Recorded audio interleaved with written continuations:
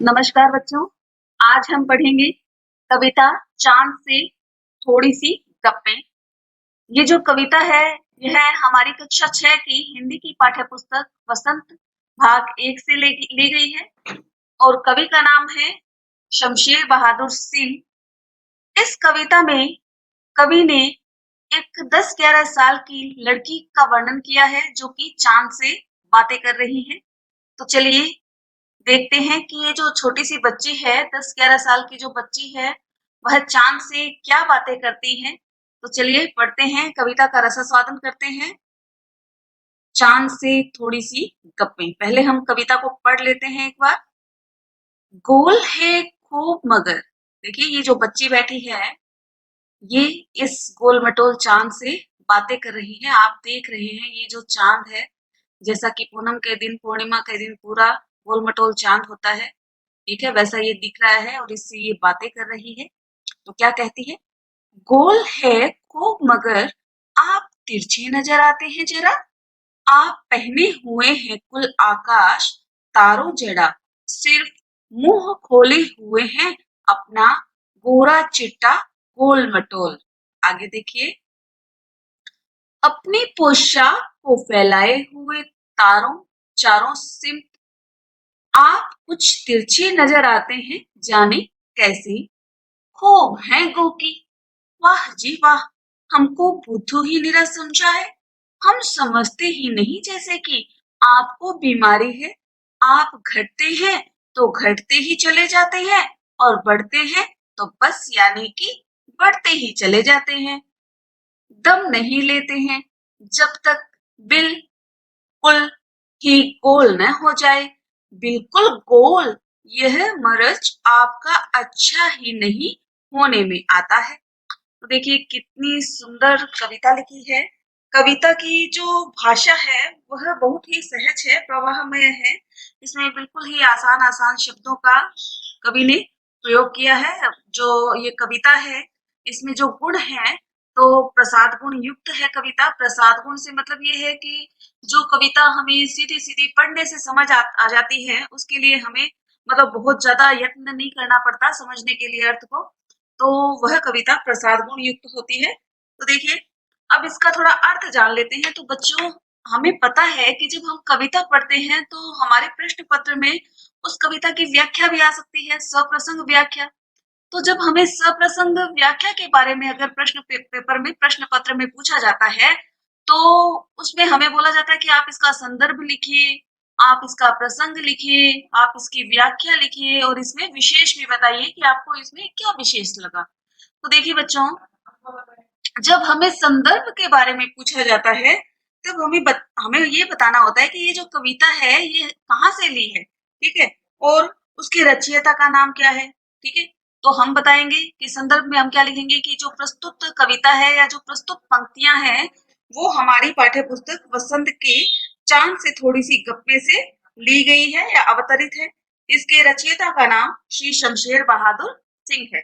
इस कविता में से चाहे कहीं से भी कोई भी पंक्ति अगर उठा करके प्रश्न पत्र में पूछी जाती है, तो हमें संदर्भ में यही लिखना है कि प्रस्तुत पंक्तियां हमारी पाठ्य पुस्तक वसंत भाग 1 के चांद से थोड़ी सी गप्पे अध्याय से या कविता से अवतरित है और कवि का नाम है या रचयिता का नाम है कवि शमशेर बहादुर सिंह। फिर हमें बताना होता है कि इसका प्रसंग क्या है। प्रसंग में हमें ये बताना होता है कि कवि इसमें क्या बताना चाह रहा है। तो देखिए, प्रसंग में हम लिखेंगे कि कवि शमशेर बहादुर सिंह ने इन पंक्तियों में एक 10-11 वर्ष की लड़की की चांद से संबंधित कल्पनाओं को प्रस्तुत किया है।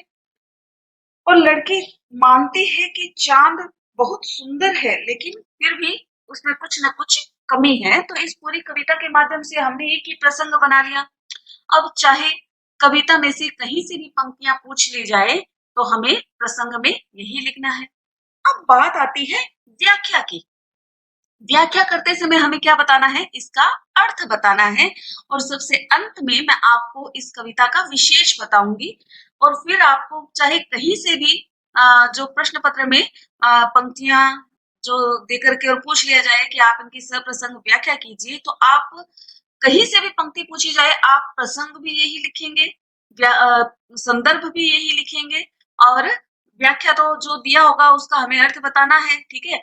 और विशेष में हमें जो चीज विशेष लगेगी वो लिखनी है, लेकिन मैं आपको सार रूप में एक कॉमन रूप से बता दूंगी कि आपको कोई भी विशेष लिखना हो इस कविता में से, चाहे कोई भी पंक्ति पूछी जाए, आपको वही विशेष लिखना है, जो कि आपके लिए बहुत आसान हो जाएगा। तो देखिए अपन इसका अर्थ समझ लेते हैं, व्याख्या करते हैं। हमने संदर्भ और प्रसंग समझ लिया, अब इसकी व्याख्या समझते हैं। लड़की क्या कहती है कि गोल है खूब मगर आप तिरछे नजर आते हैं जरा, आप पहने हुए हैं कुल आकाश तारों जड़ा, सिर्फ मुंह खोले हुए हैं अपना गोरा चिट्टा गोल और मटोल। लड़की क्या कहती है कि ये देखिए, ये जो चांद का जो मुख दिख रहा है आपको, ये चांद जो सफेद सफेद दिख रहा है बिल्कुल श्वेत रंग का, तो ये जो है चांद का मुख है। और इसके आसपास जो आपको देखिए तारे दिख रहे हैं, आसमान दिख रहा है, ये क्या है, इसका जो ओढ़ना होता है वो ओढ़े हुए हैं, ठीक है ना।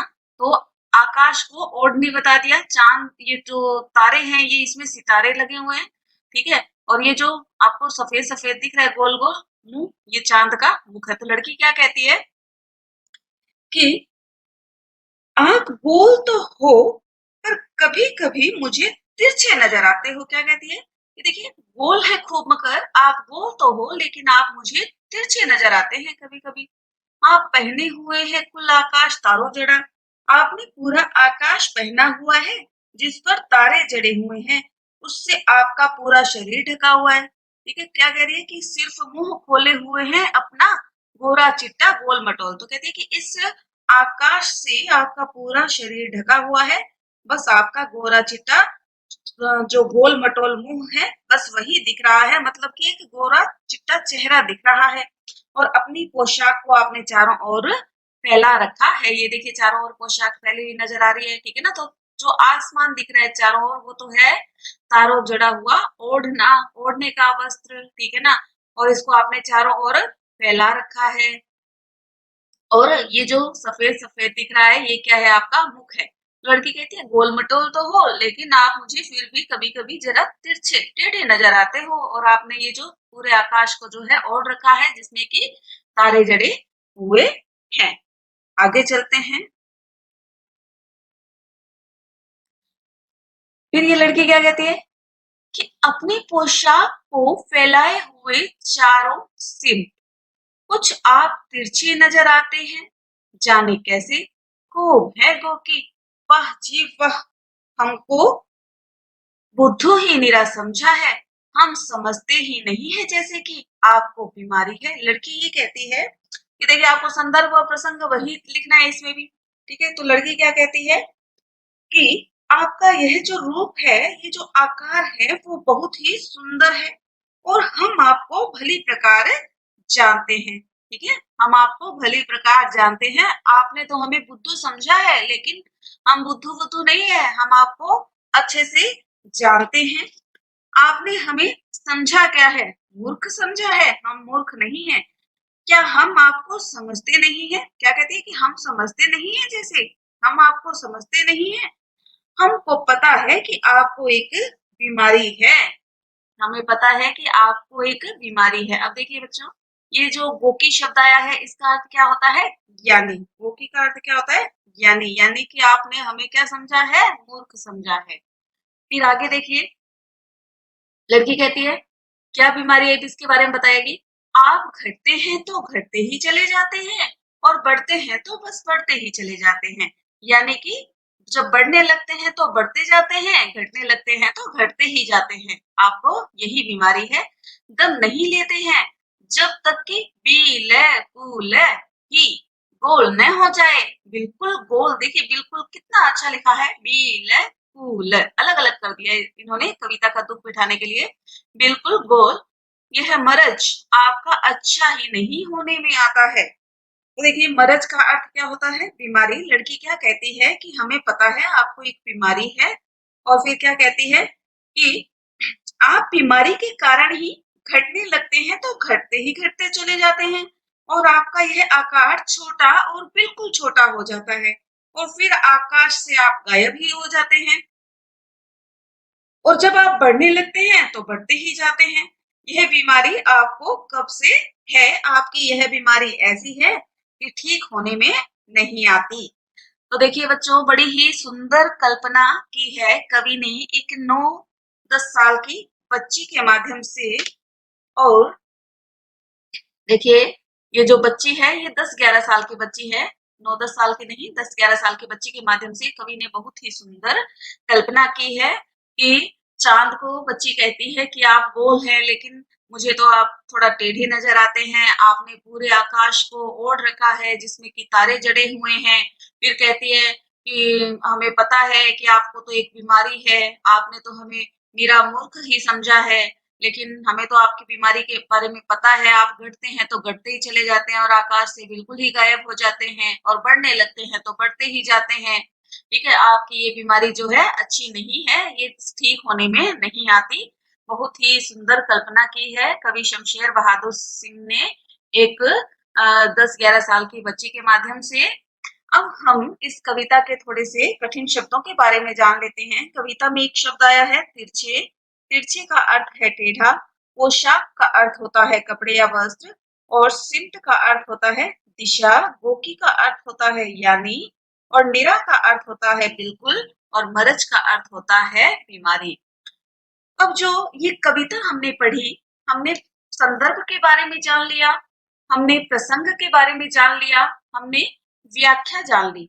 अब हम इसमें विशेष के बारे में जानेंगे कि हमें इस कविता में विशेष क्या लगा। तो इस कविता में हमें जो विशेष लगा वो ये लगा कि इस कविता की जो भाषा है वह बहुत ही सरल एवं सुगम है। और जैसे इस कविता में शब्द आए हैं खूब, नजर, जरा, तो ये जो है उर्दू की शब्दावली है। मतलब कहने का तात्पर्य यह है कि इसमें उर्दू शब्दावली का प्रयोग किया गया है। अब जैसे यहाँ पे एक शब्द आया, देखिए ये तारो जड़ा। तारो जड़ा में क्या है, सामासिक शब्दावली है, सामासिक पद है ये। ठीक है, तारों से जड़ा हुआ।